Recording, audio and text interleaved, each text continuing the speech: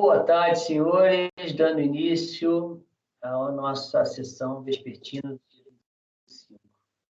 da segunda turma ordinária da terceira Câmara, da terceira sessão. Boa tarde, doutor Vinícius. Boa tarde a todos. Boa tarde, doutor Walter Araújo. Boa tarde a todos. Doutor Jorge. Boa tarde, presidente. Boa tarde a todos. Doutor José Renato. Boa tarde a todos. Doutora Larissa. Boa tarde a todos. Doutor Rafael. Boa tarde a todos. E doutora Denise. Boa tarde a todos. Okay. Começaremos pelo item 133 da pauta, de relatoria do doutor Rafael Madeira. Haverá apenas o acompanhamento do patrono, que eu peço a gentileza do Isaías convocá-lo. Ok, presidente, irei convocá-lo. Estou vendo a discrepância de horas de um para o outro. São 15 horas, outros 6 horas. O processo será ajudado agora. Por favor, verificar o resultado do chat. Itens 133 e 134 da pauta. Dr. Rodrigo Figueiredo. Seu processo será julgado agora. Por favor, verificar o resultado do chat. Atuando convocado, presidente. Obrigado. Não, Rafael? Uma discrepância de horas. E sem fundamento, assim. Então, talvez, sabe o que pode ser isso? Não lembro agora, o primeiro é a diferença do valor. Eu acho que o valor da causa, ela entra como componente no algoritmo. Ele é o componente. Com certeza é um componente. Então, pronto. Mais que duplica o valor da hora. Um é 6, outro é 15.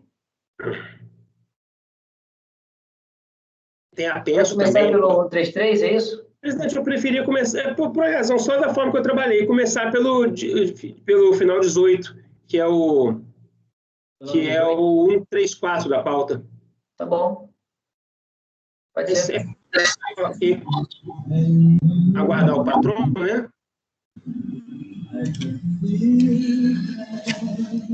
Boa tarde. Boa tarde. Boa tarde, doutor. Eu não estou lhe vendo. Ah, tá.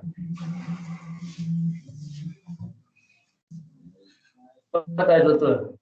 Tudo bem? Boa tarde, presidente. Você está nos vendo e ouvindo bem? Sim, estou vendo e ouvindo. Ok. Doutor Rafael. Pois não, presidente. Vamos lá. Vamos lá. Então, você prefere começar pelo final 18, que é o 134 da pauta. 134 da pauta. Tá. Então, item 134 da pauta, processo final 2014-18, da companhia FEB. Relatoria do Dr. Rafael, que já está com a palavra. Pois não. Presidente, caros colegas, esse processo ele tem alguns detalhes que ele precisa de uma atenção. Vamos lá aproveitar que é o primeiro processo da pauta vespertina. A questão... Só um minutinho, Rafael. Doutor Rodrigo, o senhor podia ligar o seu áudio, por favor? Ele está ligado. Desligar. Desligar, pois não. A questão de fundo é a repetição de indébito, enfim. A questão de fundo é a repetição de indébito. Mas aí a gente tem muitos detalhes no processo que vão tornar a controvérsia especialmente interessante. Eu vou resumir eu achei que fosse ter sustentação oral, né? Enfim, então, o processo pedido de restituição, final, não importa, envolvendo crédito relativo ao PIS da empresa Banco PEBB. Foi discutida a questão do alargamento da base de cálculo, com base na 9718, nesse processo, e aí, nesse processo especificamente nesse caso, houve o entendimento de que a base de cálculo das financeiras foi declarada em constitucionalidade da norma que alargava a base de cálculo das contribuições para as financeiras e prevalecendo-se, então, o entendimento, prevalecendo a legislação anterior. Bem, essa situação é básica. Só que, nesse processo, a empresa ela possui em um outro processo judicial, em um outro processo administrativo, uma decisão judicial do desembargador federal Paulo Barata, determinando que a base de cálculo das contribuições, ela não se limita, ela não deveria ser o faturamento, nem a receita bruta, nem nada disso, deveria ser só apenas a venda de bens e de serviços. Seria, então, o desembargador Paulo Barata, num caso específico, que não é esse caso aqui, entendeu, em relação a essa empresa, que a base de cálculo das contribuições seria apenas a venda de serviços, a venda de produtos, de mercadorias e a prestação de serviço. E essa decisão judicial, ela é aplicada num outro processo administrativo. E nesse outro processo administrativo, ele perfaz a mesma base de cálculo do PIS e COFINS dessa empresa para dessa empresa. Então, aqui, em síntese, ainda em sede de relatório, o contribuinte busca, em recurso voluntário, que a base de cálculo das contribuições seja não a da 9718, não da legislação do PIS e do COFINS, da COFINS, mas sim apenas aplicando a decisão do desembargador Paulo Barata, a venda de produtos e a prestação de serviço. Esse é o relatório. Esse é o relatório. E agora eu vou partir para o voto, onde tem alguns assuntos aqui que tem que ser mais bem apreciados. Bem, a admissibilidade, o recurso tempestivo e a competência desse colegiado. Eu vou fazer uma síntese, e para quem tem acesso ao documento em Word, eu usei um parâmetro de cores para facilitar o entendimento de todos os processos que envolvem esse caso aqui. Tem um mandado de segurança, primeira coisa, em relação a esse processo, o mandado de segurança 7458, final 0, onde, em relação a esse caso específico, se discute a base de cálculo das contribuições. Teve uma apelação, final 811-9, contra a sentença, e nessa decisão, esse mesmo desembargador federal, Dr. Paulo Barata, negou o provimento à apelação, afirmando que o STF declarou a inconstitucionalidade da ampliação da base de cálculo das contribuições, que deveria ser tão somente a receita bruta das vendas de mercadorias e de serviços de qualquer natureza.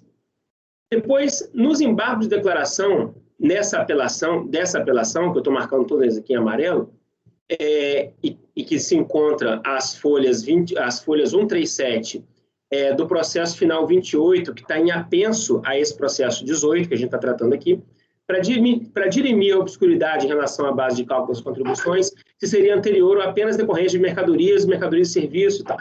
Nesse caso, a decisão de fevereiro de 2007 foi no sentido de que a contribuição para o PIS deve ser calculada sobre a base de cálculo prevista na legislação anterior, pertinente a cada tipo de empresa, sem prejuízo de eventuais alterações ocorridas, desde que sejam válidas.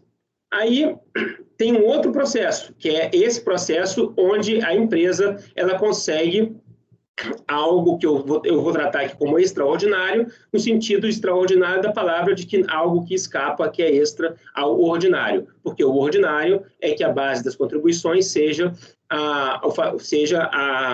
o faturamento, volte ao que era. E não, mas nesse caso extraordinário, o desembargador Paulo Barata entendeu que,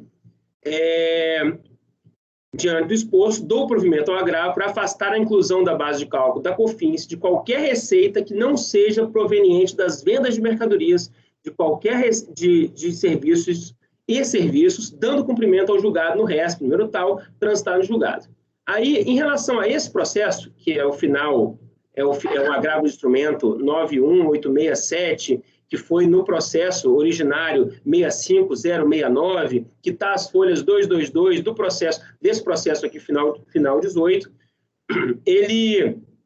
eu tenho aqui que não tem nos autos mais informações acerca desse agravo de instrumento. Não tem inicial, não tem sentença, não tem outras informações sobre esse processo. Aí também é trazido nos autos um acórdão proferido pela DRJ num processo final 2017-00, de maio de 2020, que aí eu considero que é fato novo, porque foi após o recurso voluntário, que consta como interessada recorrente, no qual foi deferida a habilitação de crédito com base na decisão transitada de julgado dessa decisão que eu citei acima, verde, do Paulo Barata, Então, nessa decisão do processo 2017-00, a DRJ entendeu que deveria utilizar essa base de cálculo que foi estipulada judicialmente pelo desembargador federal Paulo Barata. Então, eu tenho aqui uma ação judicial da empresa em relação a esse processo. A ação judicial assegura o direito clássico, que é a declaração da inconstitucionalidade do alargamento da base de cálculo, mas o contribuinte junta a decisão no processo administrativo, onde a base de cálculo é utilizada da forma que o desembargador federal Paulo Barata estipulou. E o contribuinte pretende que essa base de cálculo seja utilizada para esse processo também.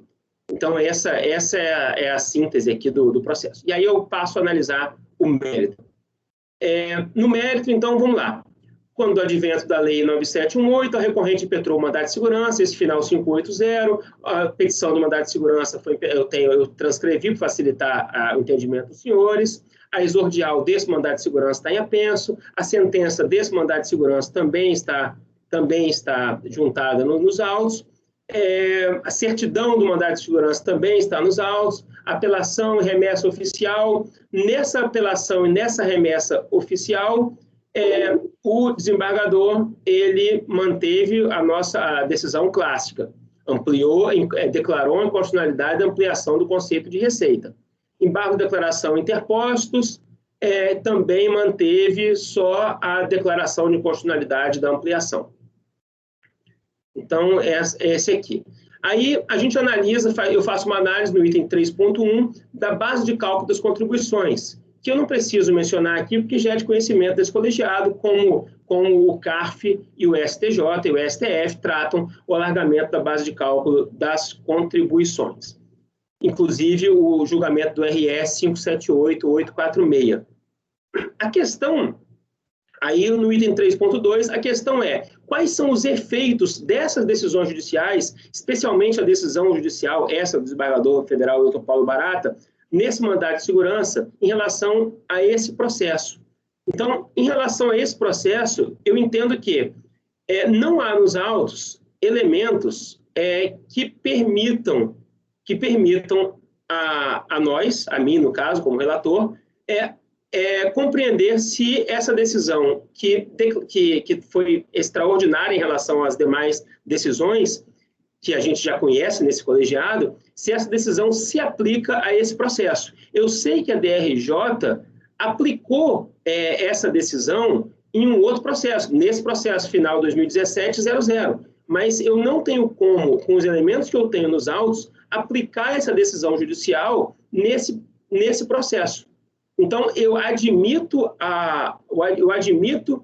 que essa decisão administrativa, que é recente, 2020, tenha sido apresentada em abril de 2021, porque foi após o recurso voluntário. Eu interpreto, então, que é fato novo, mas para analisar essa decisão do desembargador federal Paulo Barata, eu proponho diligência para que seja trazida cópia do processo administrativo e as peças do processo judicial para a gente analisar se aplica ou não se aplica esse processo do desembargador federal Paulo Barata ao nosso caso concreto. Então, eu proponho a diligência nesse sentido.